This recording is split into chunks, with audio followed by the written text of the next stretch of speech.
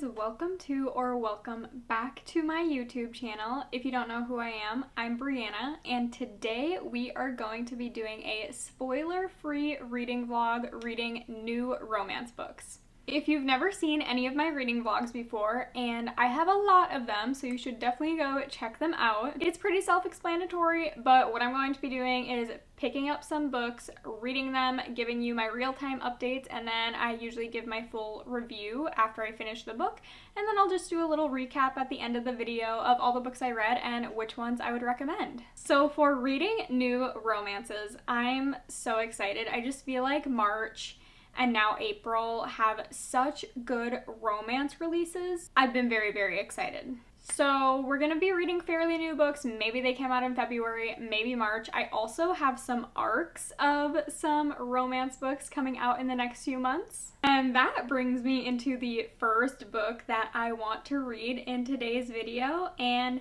it is none other but Great Big Beautiful Life by Emily Henry. Not sure how well you can see that on my Kindle, but I got an early copy of it sent to me from Berkeley, so thank you so much, Berkeley, for that. I have it on my Kindle. I'm all set to go. This is Emily Henry's book coming out the end of April. I feel like it's April 22nd or something along those lines. It looks like there are 35 chapters. So she's definitely feeding us some. And yeah, I'm so excited to start this. It feels very springy. Like, I will insert a picture of the full color book cover. Feels very springy and summery. Unfortunately, in Minnesota right now, we have a snowstorm coming. That's the thing about Minnesota. Even though it's April, doesn't matter. Obviously, since this is an early copy, I can't tell you quite everything about the book, but since this is a spoiler-free reading vlog anyways, why would I be telling you that much? But once I start it, I'll just give you a little bit of a gist about what the book is about, what is going on with the characters, and what I overall like about the book. I love Emily Henry, so my expectations are up here. Let's get reading, and I will see you back with an update.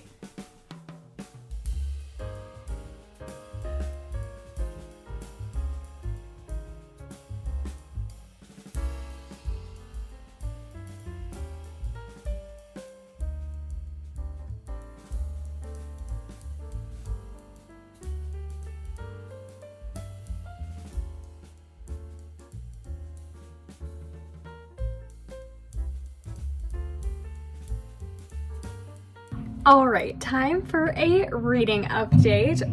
Oh. Can you hear my mom vacuuming? Probably. If you can, I apologize. But I wanted to give you a reading update on Great Big Beautiful Life by Emily Henry. I am 22% in on chapter 9. It says I have about 4 hours and 19 minutes left, which I feel like is pretty accurate because I think when I started the book, it said I had about 6 hours left of the book, which honestly, tell me why I was expecting a longer book. I don't know. Emily Henry books, I just feel like aren't like slow paced wise, but just like she writes just in a different way that you just soak all in, and I feel like it takes a little bit longer to get through, so I was kind of surprised to see how short it was actually. So we're definitely getting a good chunk through, and if there's one thing, well, not just one thing about Emily Henry, honestly, let me go into a few things that I love about Emily Henry. First of all, she knows how to hook you from the start. Like, her first sentence in every single book that I have read by her, instantly want to read the rest of the book. Like, there's some books where I feel like you have to take a few chapters to really learn what's going on, see if you're interested in what's going on, but with her, it's just like instant. You're like, yep, this is something I want to read. This is something I'm going to enjoy reading. And then another thing I want to say about Emily Henry, Queen of Easter eggs. You guys saw my reaction to one of the Easter eggs that she sprinkled in here, and I don't know why, but I feel like we've only been getting Easter eggs of like one specific couple recently, and I don't know if it's because like the news about that book, which I won't spoil anything, I won't say anything, but if you're an Emily Henry fan, you probably know what's going on with a certain couple soon. So that was in there, and like fairly early. Again, I feel like some of her Easter eggs aren't really thrown in until later in books, but this one was pretty early, so I was like, I just love that. It made me so giddy right away. It made me crave to read her other books again. And if there's another thing about Emily Henry, she knows how to tell a story. This particular book is about Alice and Hayden, and they are kind of like these rival writers. They don't know each other, but they both want to write this biography for like a very famous kind of like heiress. Like she comes from a very, very famous, popular family. It's very much giving The Last Great American Dynasty by Taylor Swift, which I knew that's kind of what it was gonna give, but just reading it makes my heart so happy. Anywho, Alice really, really wants to write this biography because she just like loves this person who the biography would be about and her life and how she grew up. Like she has just always followed it and always been really interested by it. And then Hayden is kind of like a famous biographer. I think he won the Pulitzer Prize actually for one of his biographies that he wrote. So Alice is like, oh my gosh, there's no way that I'm gonna be the one who gets to write this, because it's kind of like a contest between the two of them, like who's gonna win writing this biography, right? So I don't know what to say, like the subject of the book, her name is Margaret, is like, okay, we're gonna do kind of a trial. Both of you need to stay here for a month so I can like get to know each of you individually and see who I want writing my life story. So it's really fun. I think they're on like this Georgia island. It is so atmospheric, like Emily Henry writing about Alice walking through this town and meeting the locals. I just love it so much. I'm eating it up. I feel like I'm on vacation there and I want to go on vacation there, even though I'm pretty sure it's a fictional place. Alice and Hayden, well, Alice is just so bubbly, like happy-go-lucky. She's always positive, the sunshine, you will say. And then Hayden, total grump. He is all business, no play. But they're staying at the same hotel. They keep on running into each other. Obviously, it's like inevitable that they're gonna see each other and talk to each other because, again, they're kind of like competing for this chance to be the biographer. There's some romance between them. I think I'm really gonna like it because I just love grumpy sunshine. I will say one thing so far, I feel like we haven't gotten a ton of Alice's backstory, which is fine. I just feel like usually with Emily Henry characters, we do like a deep dive into them and what kind of makes them the way that they are. So the fact that we haven't really gotten that over 20% in yet, I'm like, I wonder if it's coming or what's going on there. But I'm definitely eating it up. I so wish I was in Georgia right now, like it was summertime and not literally in a snowy Minnesota. You know what, that's a little depressing, but what can you do? Okay, that's all for now. I'm probably gonna read some more tonight. I don't know. It's been a crazy, hectic day in my personal life. So when my husband gets home from work, we have a lot to do. We have a lot to talk about and a lot to do, some phone calls to make. So I'm not sure how much more reading I will get done today, but I'll see you when I see you and I will give you an update.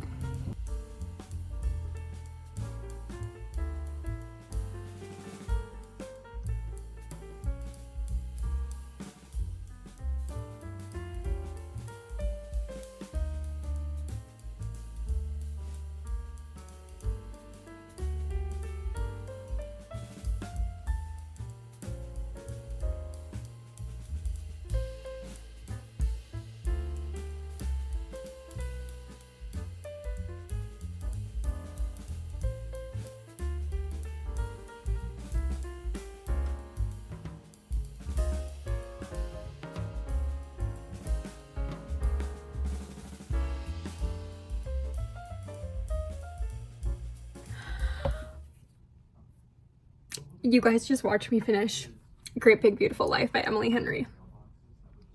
And you just witnessed me crying to it. When I cry to a book, you know it's a good book. I am not like, this is so hard for me to talk, like, and explain and talk about, but I feel like when it comes to books and like fictional characters, it can be a little bit harder for me to cry because I try to just like shut off my emotions because honestly, like the way I grew up, and it's easier for me to kind of like push my real emotions aside and just like bottle everything up. So I tend to do that with books as well. Even if I really love characters and I love their story, I'm like, it's not real, don't get attached to them. But when I am able to like break down that wall that I have myself and become emotionally attached to them, yeah, that's what I did with this book for sure. So I love the book. I feel like that is kind of self-explanatory based on what I just told you about it, you seeing my reactions. Oh my gosh. can we talk about the plot twist? Obviously, I'm not gonna actually talk about the plot twist, and you guys don't even know what I'm talking about because this book isn't even out yet, and obviously you can't say too much because the book is not out yet.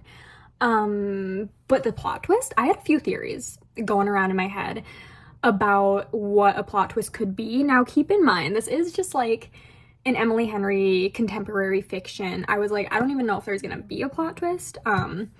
But there was definitely a plot twist, and it was not any of my theories. So I was actually genuinely very, very shocked at that. Like, didn't see that coming. I had like an idea in the same realm of the plot twist, but was not correct.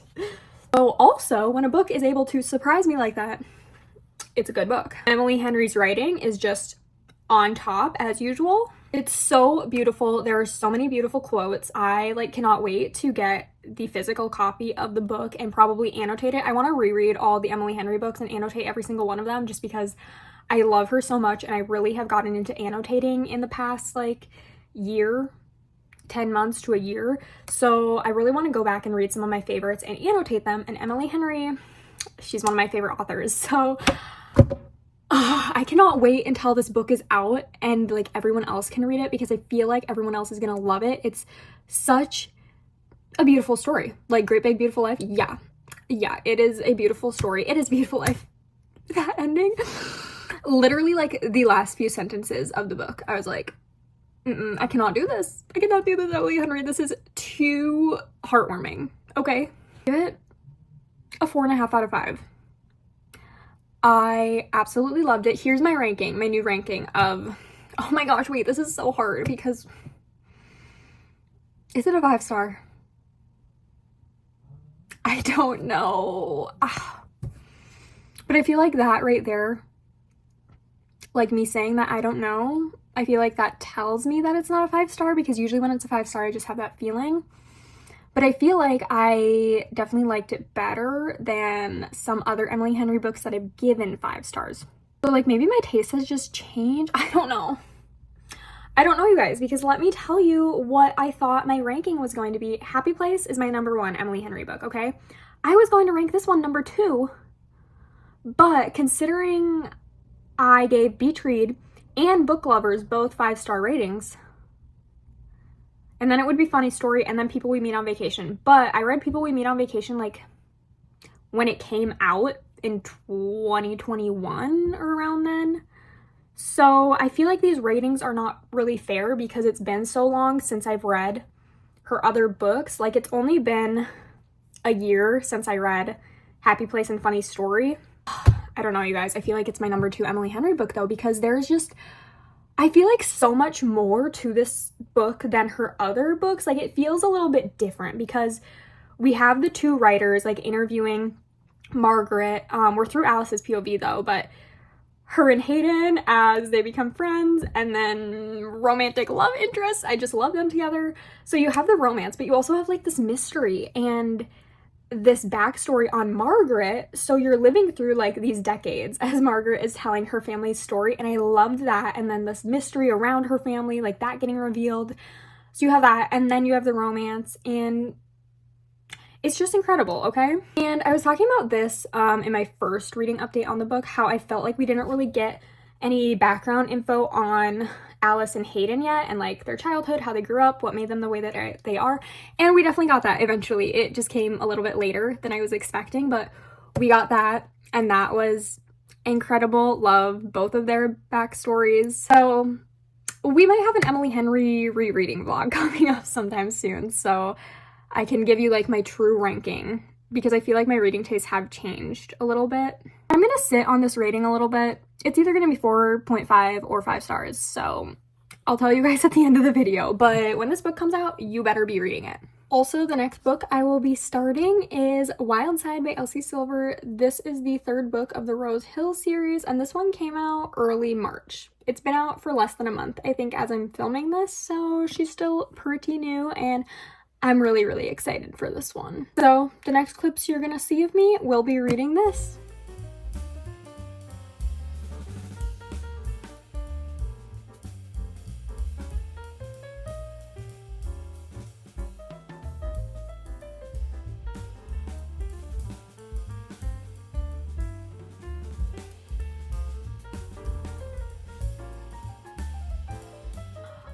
it is about time that I give my first little reading update on Wild Side by Elsie Silver. You can see how far I am into it, and this is book 3 of the Rose Hill series. So the first characters that we're following are Rosie and Ford in Wild Love, and then in Wild Eyes it is West and then Skylar. So Wild Side is about Reese and Tabitha. It is dual POV, just like the other books in the series. And before I jump into anything about this book, I do just want to put the trigger warnings out there that there is mention of addiction and abusing substances, mention of overdose, which all those trigger warnings are right in the beginning of the book. So I love that Elsie Silver kind of discloses those. So in this book, Tabitha's sister Erica is the one who struggles with that. And Erica ends up moving into like one of Reese's rental properties. So he's basically Erica's landlord. And after Erica passes away from what we're kind of assuming is an overdose, Tabitha basically hates Reese. She blames Reese for her sister's death, even though Reese and Erica became great friends while she was living there at his property. And good enough friends, actually, for Tabitha to, for Erica to give Reese full custody of her son. So it's in Erica's will that her son Milo will go to Reese if anything were to happen to her. Well, something has happened to her, and Tabitha really hates that Reese, is basically going to get granted this guardianship of her nephew. And Reese also doesn't feel great about taking Milo away from really his only family because of the way that Reese grew up, and like Reese understands being put through the system and everything, so he never wants to see a kid go through that, especially Milo, because Reese actually loves Milo. Like, he's gotten to know Milo. Milo's only 3 years old, but Reese has basically been there for almost his whole life. Again, he's only 3, and Erica has been living there. He had a really close relationship with Erica, so obviously, like, he has a really close relationship with Milo as well. So Reese doesn't want to give Milo up, but he also doesn't want to take Milo from his family, and Tabitha just doesn't really understand that. She's like, just give him to me. Like, I will be his guardian. My parents love him and care about him, so like, just leave him here. Because the thing with Reese is he lives, or his like, I don't know, he's a US citizen. I think he's from Florida, and he's just in Canada, like visiting every summer, but his work takes him back to Florida very frequently. And there's the whole issue with becoming a Canadian citizen. So this is a marriage of convenience book. I will say, like, literally the second sentence on here, the synopsis says, and the dreams never included saying I do to a man she hates. So like, they're gonna get married, it's a marriage of convenience, and that is so Reese can be a Canadian citizen so that he can stay in Canada, and Tabitha and Reese can raise Milo together because they both are like refusing to give up this little boy. But again, keep in mind, Tabitha hates Reese because she blames him for Erica's death. So overall, love the premise. This is obviously a lot deeper than I feel like some other Elsie Silver books. You're not just getting like a steamy cowboy romance. Like, there is very, very heavy topics discussed in this book, especially with the main characters as well. They each have their backstories, the way that they grew up that morphs them into the people that they are and why they have these feelings. And then we also have like Erica's backstory, which is really heartbreaking, which you find out in like the first 2 chapters, I think. So overall, just like a sad premise of a book, but I love how Reese and Tabitha are agreeing on one thing, and that is Milo and Milo's well-being, which is how it should be. Like, I love that aspect. What I don't love is I just recently started actually liking the book, and we are on page 176. Like, we've got a good chunk into this book, and the fact that I kind of just started enjoying it, I feel like is saying a lot. I feel like for Elsie Silver books, this one was definitely the hardest one for me to get into, and not for any of the reasons that you might be expecting, like, oh, is it too heavy? Is it too deep? Like, no, I love when romance books have deeper mentions in them, and when these characters have more of an emotional backstory. I love that.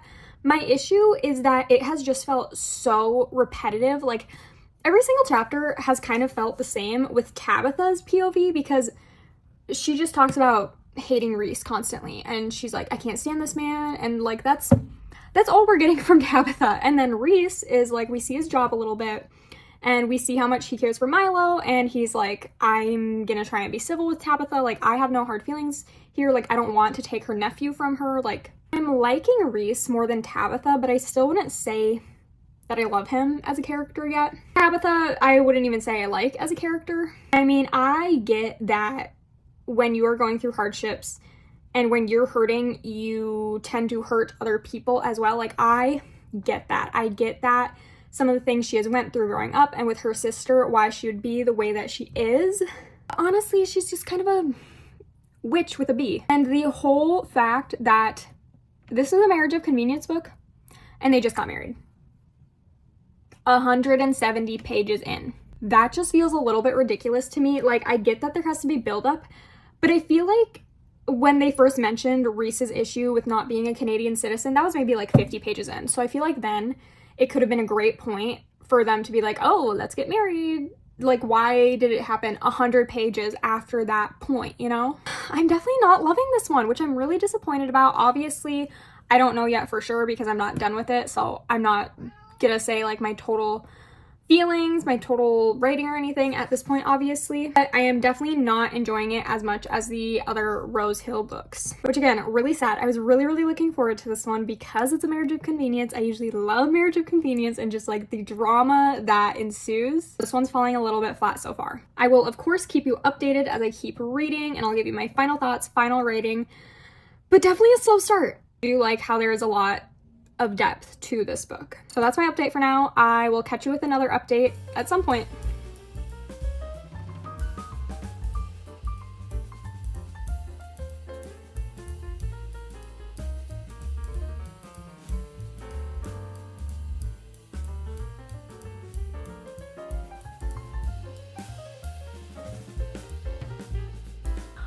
Okay guys, so I finished Wild Side, and I will say this book definitely got better as it continued to go on. I definitely started liking the characters more, especially with Tabitha, since I didn't really love her in the beginning. And again, like, I get that she is grieving, I get that she's human, like, they are very human characters, if that makes sense, just like showing how humans are going to accurately display these emotions and feelings when they're going through something like that.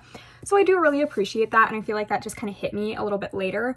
I think my biggest thing with Tabitha is she would just make these assumptions about people, and one of my biggest pet peeves, like in my real everyday life, is when people make assumptions about me without knowing the actual truth, and that's what Tabitha was doing. So I just like hated that. It really irked me, honestly. Thankfully though, like, she comes to realize some things, comes to realize the truth, and that is really where she started turning around for me as a character, because she was able to realize that she was in the wrong. And I feel like a lot of people can't do that. Like, a lot of people will be wrong and they're just like, no way I'm wrong. And like, I admit I have been like that at certain times as well, where I don't think I am in the wrong, where I definitely am. So I get it. Like, these are characters who have had flaws, currently have flaws, but they are now working toward correcting those flaws and just being better humans, and I love that. So that definitely got better. I still really like Rhys, even love him toward the end. I love his relationship with Milo. Like, he is seriously stepping up as the dad that Milo needs, and it is just so heartwarming. I will say, the one thing about Rhys and him being like a professional wrestler, for some reason, I just like cannot picture that in my mind. I don't know what it is about that, but I'm just like, I don't know, it kind of gives me the ick that he's a professional wrestler, to be honest, but not that bad. One thing that I really didn't love is how when Tabitha and Rhys eventually, like, you know, started getting more romantic with each other, it really just seemed lustful. And I have no issue with like spice and smut in books. I even enjoy reading it sometimes, but I really love when characters are able to have an emotional connection as well as a physical connection. But it just felt so physical for a majority of it. Like, these characters have been attracted to each other this whole book, but they don't really act on those feelings and attractions until later in the book. So I feel like all that kind of sexual tension building up, so that's really all we got for, again, a majority of the book until the end. I just prefer emotional connections. I don't know, which, again, they definitely do form more, but so much of it was spice that I honestly just skipped over because I was like, I don't need to be reading about it every single chapter. But I do really, really like the characters individually, and I do really like them together as well. I think they have a really sweet connection that we get to see more toward the end.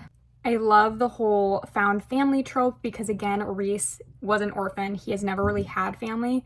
So seeing him able to connect with the town is really, really sweet. I think I'm gonna settle on a 4-star rating because there were definitely points where I did not want to put it down. Like, I think I left off on page like 170 something, and then last night I read to page like 300 something because I just picked it up and didn't want to put it down, and then I finished it very quickly this morning because, again, picked it up and didn't want to put it down until it was over. So it definitely picked up for me. So that's why I'm gonna stick with a 4-star rating, just because the beginning was kind of slow for me, and then some of these other things that I touched upon that I didn't love. But overall, great book. Would definitely recommend it, especially if you've already read the other 2 books of the Rose Hill series. Like, this is a must read because it does have a lot more depth than I feel like the other books do. Also, a lot of spice still. So yeah, book 2 of this video is finished. And then the next book that I am going to read is actually another arc that I have, and it is Slow Burn Summer by Josie Silver. Looks like this one is coming out in June, so it's gonna be kind of like Great Big Beautiful Life again, where I can't tell you too much. I don't even know what this one's about yet, honestly. It looks like we have some bookish people. So always love that, love reading about bookish people. I'll just tell you like the overall premise of the book and my thoughts on it, but I won't go into too much detail since the book is not out yet, but definitely let you know if it's one you should keep on your radar for when it does come out. So let's get to reading this one. I'm really excited for it. It looks like an amazing summer read just by the cover. Let's get started.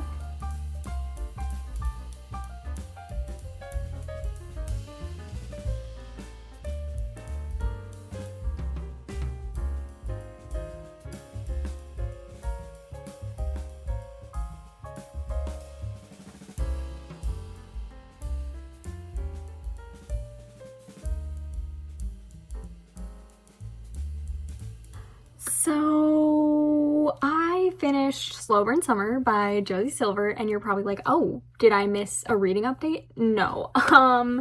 I basically read it in like one sitting. I started it late last night. I think I read a few chapters, and then I picked it up this morning, and I've just honestly been on a roll with it. It's a very short book. I think it was a total of around 4 hours, like right around 4 hours total, not even like 4.5 hours, no, 4 hours. So it's a very short, simple, easy to read book. So honestly, that's kind of why I didn't really have any update. And also, I feel like it took a little bit to really kind of get into what the whole book was going to be about. I mean, right away, you have the overall premise of it, and I was like, okay, is that going to be it though? Or is there going to be more? So I gave it a little bit more time, and then I just never gave you an update. So I apologize for that, but now I will give you all my thoughts, what I'm going to rate it, just everything, the overall premise of it. So let's just get into that. Also, I feel like my thoughts have just been like all over the place in this video, so I want to apologize for that quick before I like wrap up this video. If you have stuck through me with this reading vlog, again, so sorry. I just feel like this whole video hasn't been very cohesive, even like when I am giving you my final reading update, telling you what the book's about and all my feelings and thoughts about the book. I feel like it's just been kind of a mess, and I feel like that accurately depicts my headspace right now being kind of a mess, because it was like a very busy, like crazy highest of highs and low lows for my personal life in this last week. So I've just had a lot going on, so I apologize for all that. Hopefully my next reading vlog won't be so like messy and choppy, so just wanted to throw that out there. But now into Slow Burn Summer by Josie Silver.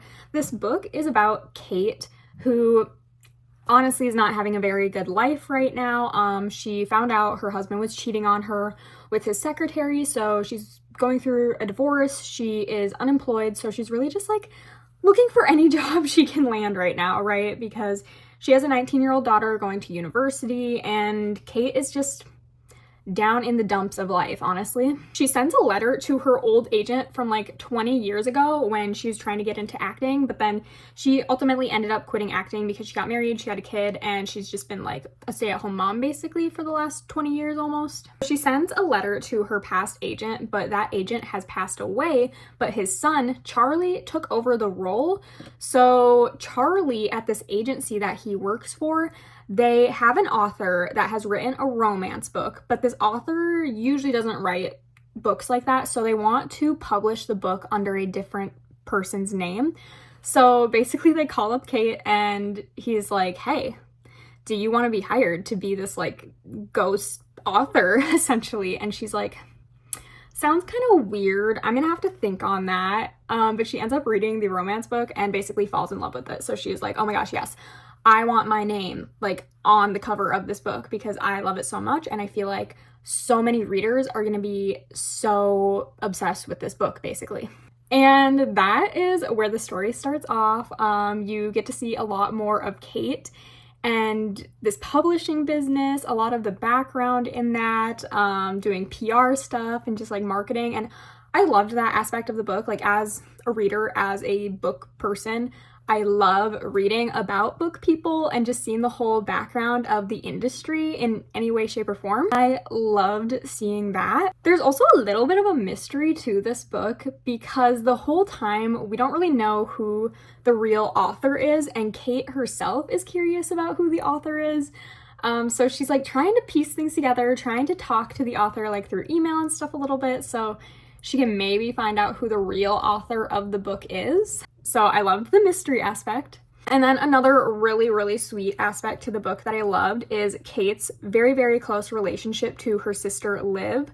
I guess their mother had passed away when they were really young, so that just made them extremely close their whole lives. So now when they're in their 40s, they're still extremely close and they're just best friends, and it's so sweet to see. I love how Liv just supports and sticks up for Kate the whole way through the book. There were so many heartwarming moments, a lot of funny moments as well, and I will say the overall romance, I mean, this book is called Slow Burn Summer, and yeah, it's a slow burn, but even saying that, I wouldn't say that romance, like I would not categorize this as a romance book because I really think that the romance was like a little subplot. And yeah, it was so slow burn that it didn't happen for so long in the book. But honestly, I didn't mind that. I really liked just following Kate around, what she was doing with her family, what she was doing with this whole author gig, and then the little sprinkle of romance. I actually really enjoyed it that way. Just saying that so you don't go into it expecting like a huge romance story. I think I'm gonna give this one a 3.5-star rating because I did really enjoy it. I wouldn't say I absolutely loved it. It was honestly kind of something refreshing to read. I think one of my main takeaways is just that I went in expecting a lot more romance, like even if it would have been slow burn, but if there would have been tension before like romance full on happened. But let's quickly go over the other 2 books I read in today's video. The first book that I read for today's video was Great Big Beautiful Life by Emily Henry, and I know when I initially like gave you my thoughts and rating on this one, I was thinking a 4.5-star rating, but honestly, you guys, I am bumping it up to a 5-star rating. I have not been able to stop thinking about Alice and Hayden and their love story, but also like the story that you have within the story following Margaret. I just think it is so crazy. It definitely gives The Last Great American Dynasty by Taylor Swift. So if you're a Swiftie like myself, I feel like you're definitely going to appreciate the book. Yeah, 5 stars. And now I can like confidently say that it is my second favorite Emily Henry book after Happy Place. Oh, that is definitely one you guys are going to want to read in a few weeks when it comes out. And then I read Wild Side by Elsie Silver. This was the 3rd book of the Rose Hill series, and I actually did really end up loving Reese and Tabby's relationship after not really loving it at first. It definitely turned around for me, and I landed on a 4-star rating for this one. And that is going to end today's reading vlog. I hope you guys enjoyed this. If you did, please make sure to give it a thumbs up and please subscribe to my channel to see more of my book content. Again, I feel like I'm a little bit off my game with this reading vlog, so if this is your first impression of me, I apologize. I feel like my videos are usually a little bit better quality, but my brain has just been hectic, okay? I hope to see you guys in my next video. Bye!